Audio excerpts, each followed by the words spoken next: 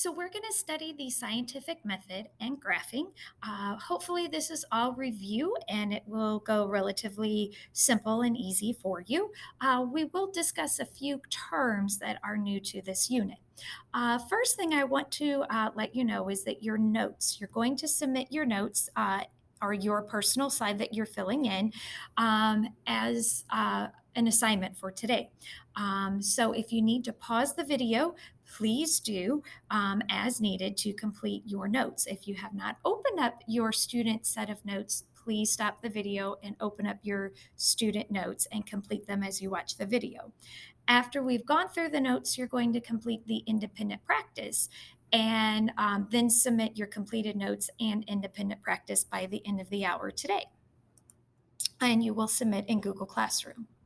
So, our first thing I want to address is why is chemistry considered a central science?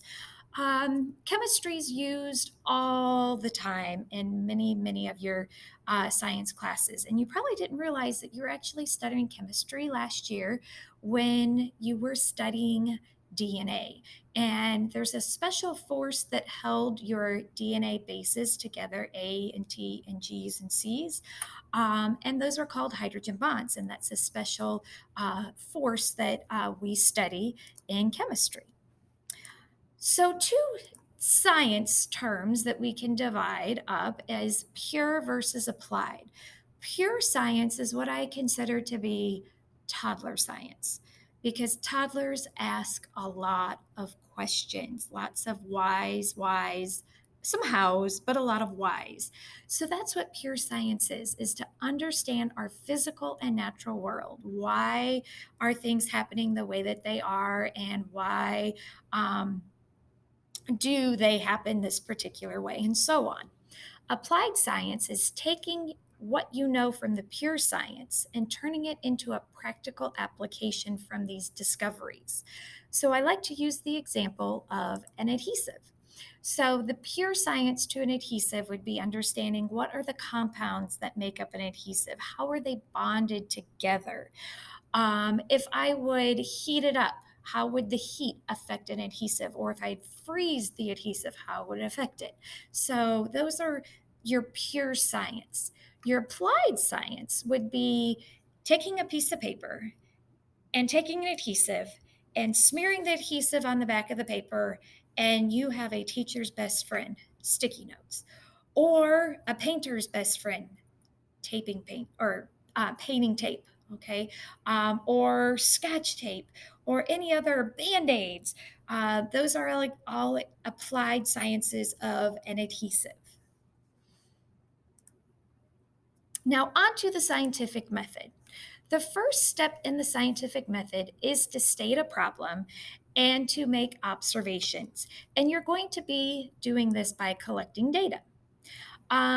There are two types of observations that can be made. Quantitative observations would involve numbers because quantitative quantity, we need a hard number here. So we're going to have some sort of measurement involved: length, mass, volume, temperature. Qualitative observations, these are going to use your five senses. We're not going to have any numbers. It's the way that you would describe the qualities or the characteristics of matter. Um,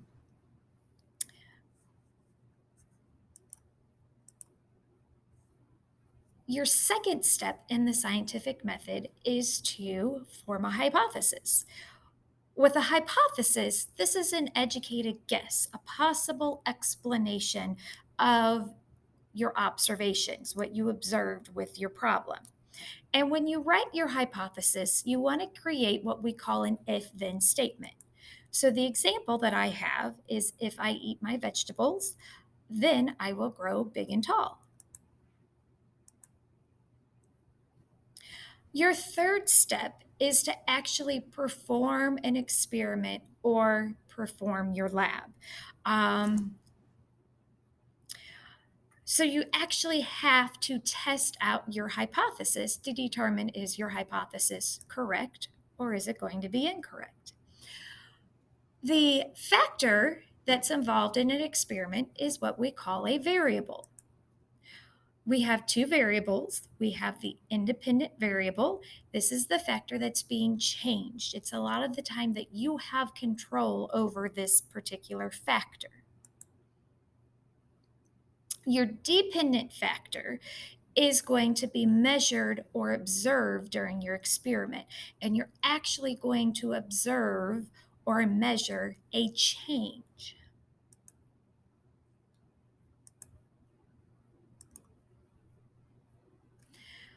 So during a lab, this is going to determine if your data that you collected supports your hypothesis from your experiment. Okay, because sometimes you're going to discover that your hypothesis was incorrect, and you may have to go back and see what needs to be adjusted within your lab. Sometimes your hypothesis is correct, but you still want to go on and repeat it again.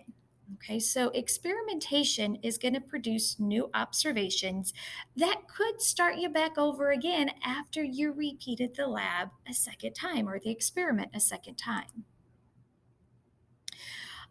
But anytime that you go to publish scientific information, you want to repeat the steps many, many times before they are published, before they become a theory, before they become a law. Okay, so theories are going to be more like unifying facts. Laws are going to have definite calculations with them, definite numbers. Theories are easily disproven over time, such as the atomic theory. We're going to look at how the atom changed over time.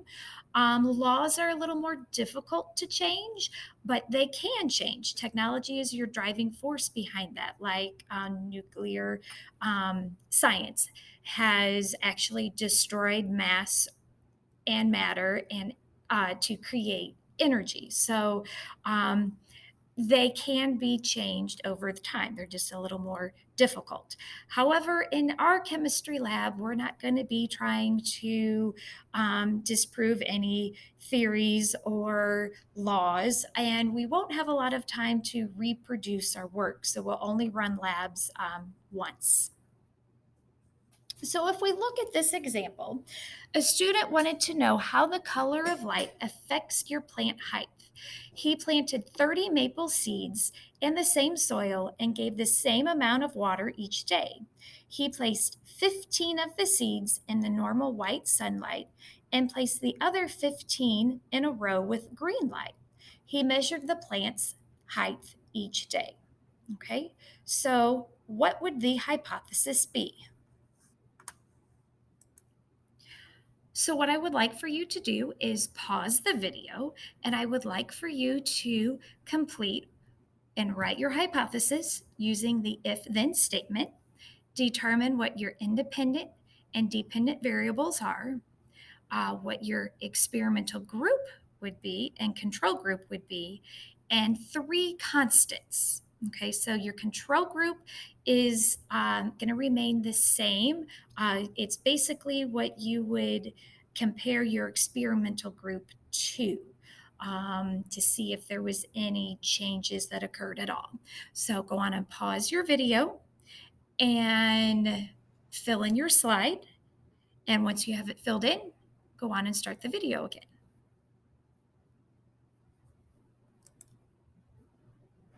Okay, so let's see how you did. So for my hypothesis, I wrote if I use green light, then the plant will grow taller. The independent variable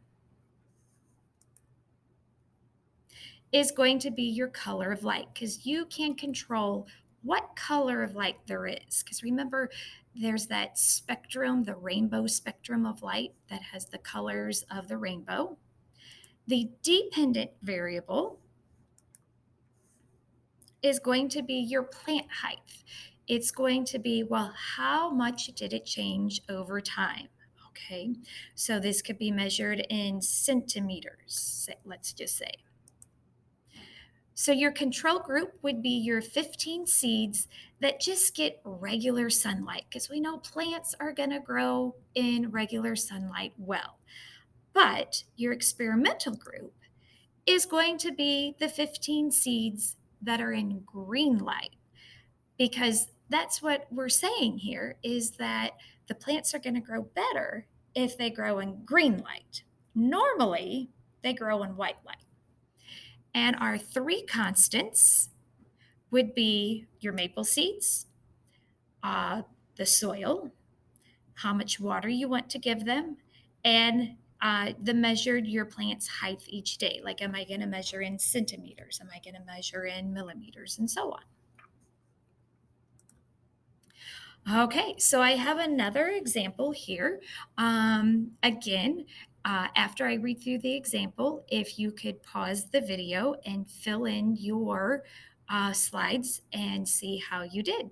So in this case, we have an experiment was carried out to determine whether drinking caffeinated soda increased your pulse rate. The pulse rates of two groups of people at rest were measured. Group A was given caffeinated soda, and Group B was given caffeine free soda.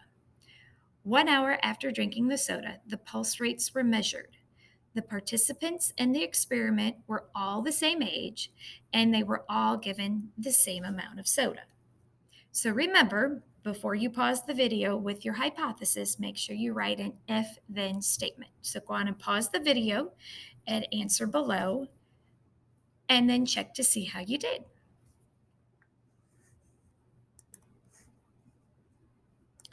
Okay, so for my hypothesis, I said if I drink caffeinated soda, then my pulse rate is going to increase.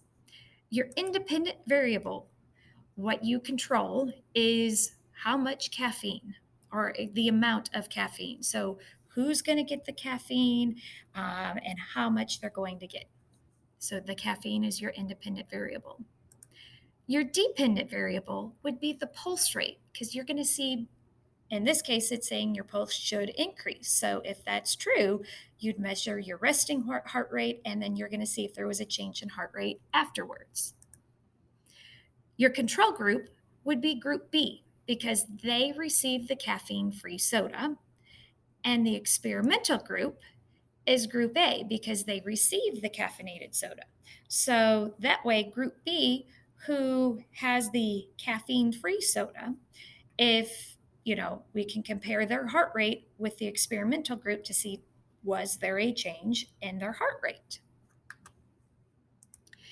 And your three constants, this would be their age, the amount of soda you gave everybody, the pulse rates of the two groups at rest, and then exactly 1 hour after they drank it.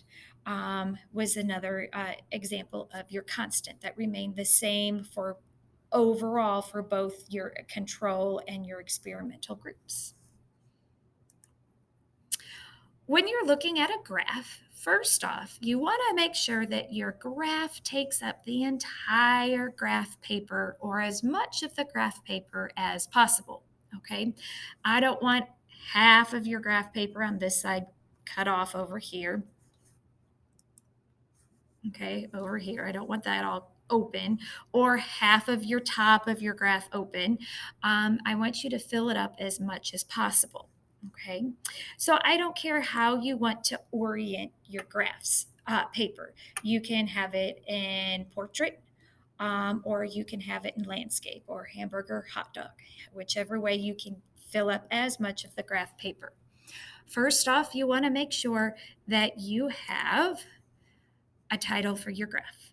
Okay, a nice title that's describing what's going on here. You want to make sure that you label your X and your Y axis.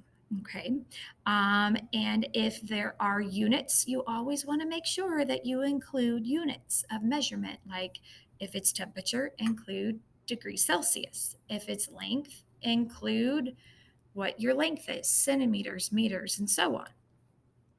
And you also want to make sure that you have a nice regular scale on your X and your Y axis. Okay.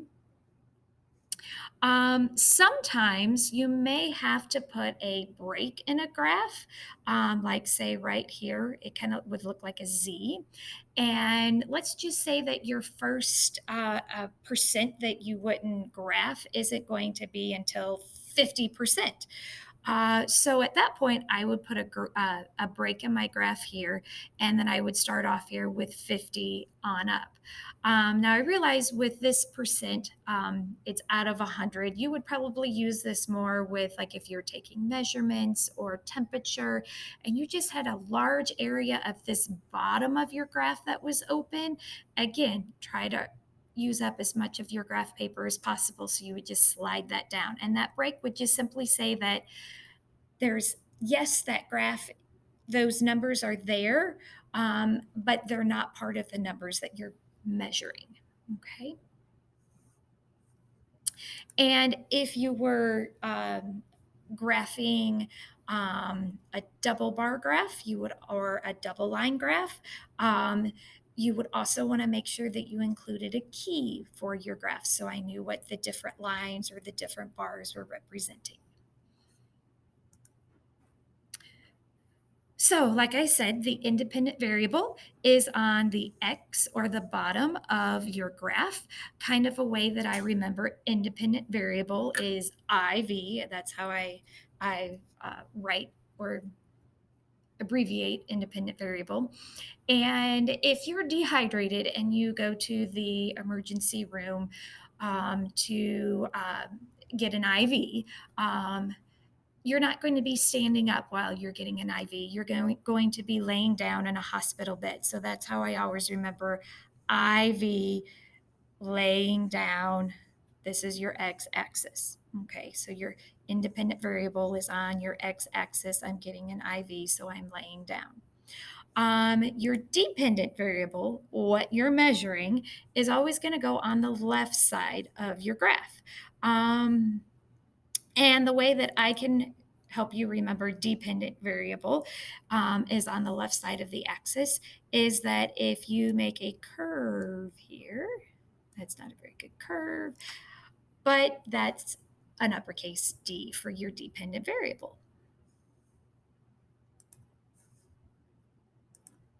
Okay, so now you're ready to start your independent practice. With the independent practice, you are given a couple of scenarios, and you're going to determine what the independent and dependent variable are for the four scenarios, and you're going to practice writing a hypothesis with using your if then statement. So I have if, and then you'd have your independent variable, then it would be followed by your dependent variable. Then your final slide is, this is another one of those click and drags where you're going to label your parts of your graph. And once you have everything completed, please go on and submit your notes. I'll see you all in class tomorrow.